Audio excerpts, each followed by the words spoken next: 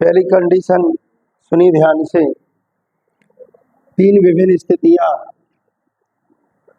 अवकलन के तीन प्रकार। स्थिति नंबर एक, तीन विभिन्न स्थितियां कौन कौन सी निर्मित हो सकती है उसकी चर्चा कर लो। सबसे पहली विधि आपकी ये आएगी, यदि अंश में, यदि हर में कैसे गुणनखंड हो, एक घातीय गुणनखंड हो, एक घातीय गुणनखंड हो तथा जिसकी पुनरावृत्ति ना हुई हो, तथा जिनकी पुनरावृत्ति ना हुई हो,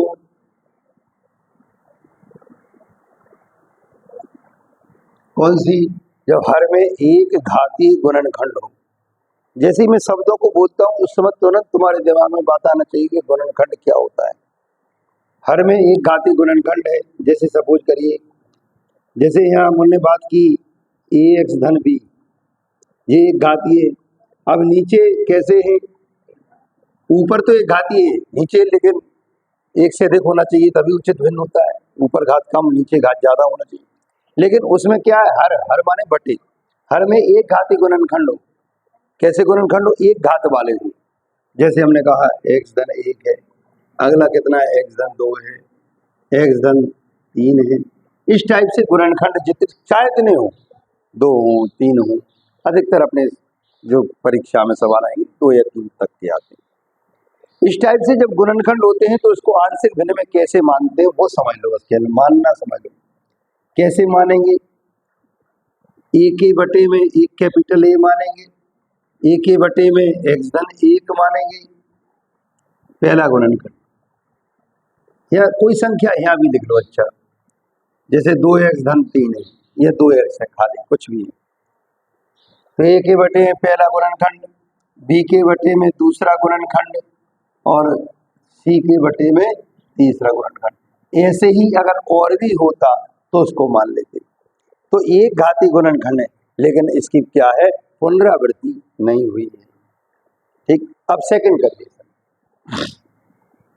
स्थिति नंबर दूसरी चलेगी। जब हर में एक घातीय गुणनखंड हो, एक घातीय गुणनखंड हो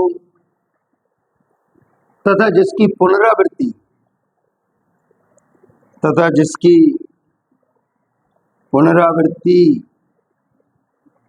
एक से अधिक बार हुई हो, एक से अधिक बार हुई हो,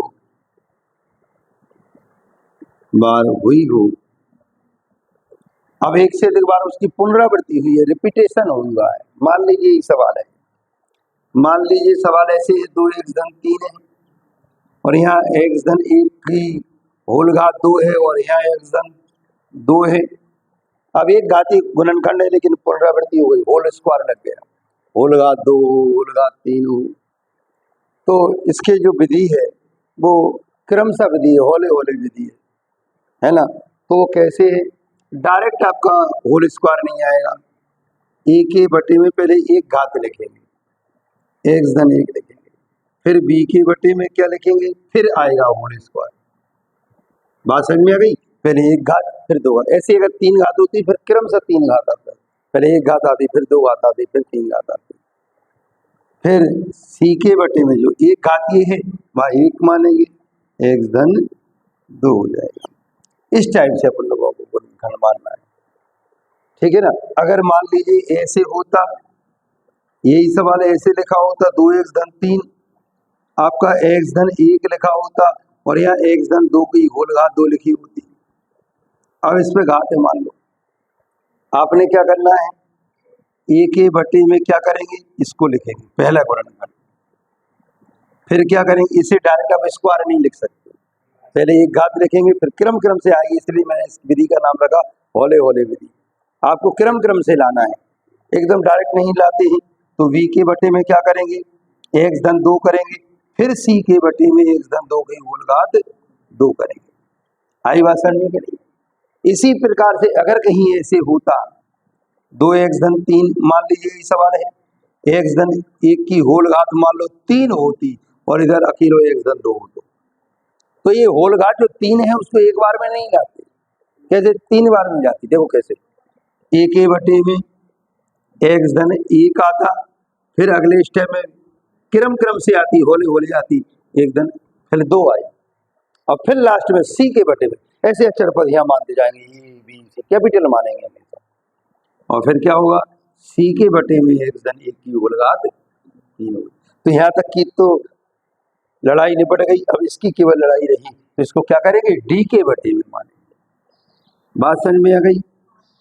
इस टाइप से मानने का तरीका होता है, तो इसको विधि का नाम है जो होले होले विधि, क्योंकि जो होल कोष्ठक जितना लगा है वो क्रमशः आता है, होले होले आता है, धीरे धीरे आता है, इसलिए विधि का नाम रख दिया हमने होले होले विधि। अब तीसरी जो कंडीशन आती है वो आती है स्थिति नंबर 3, जब हर में द्विघाती गुणनखंड, कैसे द्विघाती वर्गीय गुणनखंड हो।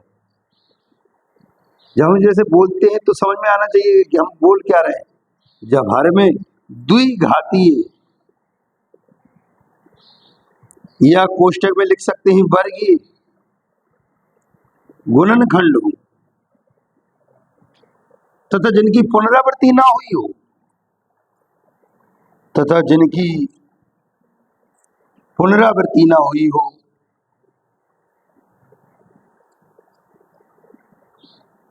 ना हुई हो, मेन है यहां से जब तक पुनरावृत्ति नहीं हुई या रिपीटेशन नहीं हुआ, एक ही बार आया, जैसे मान लो जैसे 2x धन 3 लिखा है ऊपर, नीचे लिखा है x स्क्वायर प्लस 1, द्विघाती हुआ, और एक लिखा है आपका x धन 3 लिखा है, आपको क्या करना है, अब देखो जितनी घातीय होता है वर्गीय जहां भी है उसके लिए दो चर मानेंगे, कैसे ax धन b मानेंगे, और फिर पूरा का पूरा गुणनखंड उतार देंगे, और फिर जिस सिंगल घातीय है एक घातीय के लिए एक चर मानते हैं, द्विघातीय के लिए 2 चर मानते हैं, और 2 से अधिक वाले अपने कोर्स में है नहीं, है ना, तो c के बटे में क्या मानेंगे, x धन 3 मानेंगे।